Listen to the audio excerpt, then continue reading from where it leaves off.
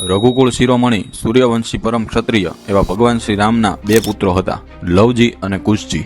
આ કુશજીએ કુશ્યાવતી નગરી વસાવી ત્યાં રાજ કર્યું. એ જ પેઢીમાં કુશ દ્વિતીય થયા.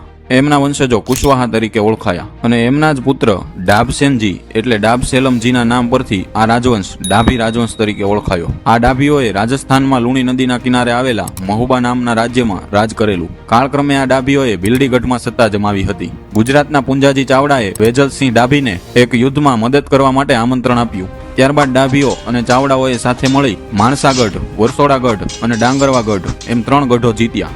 પુંજાજી ચાવડા અને વેજલસિંહ ડાભી વચ્ચે અગાઉ થયેલી સંધિ મુજબ ડાભી દરબારોએ કરેલી મદદની બદલે ડાંગરવાગઢ તથા ત્યાંના 14 ગામોનો ગરાસ વેજલજી ડાભીને સોંપવામાં આવ્યો. આમ ગુજરાતમાં વેજલસિંહજીએ સ્વતંત્ર ડાભી રાજવંશની સત્તાની સ્થાપના કરી અને કહેવાય છે પછી એ ગામોનો વિસ્તાર વેજલજીના નામ પરથી વેજલવાડ તરીકે ઓળખાયો.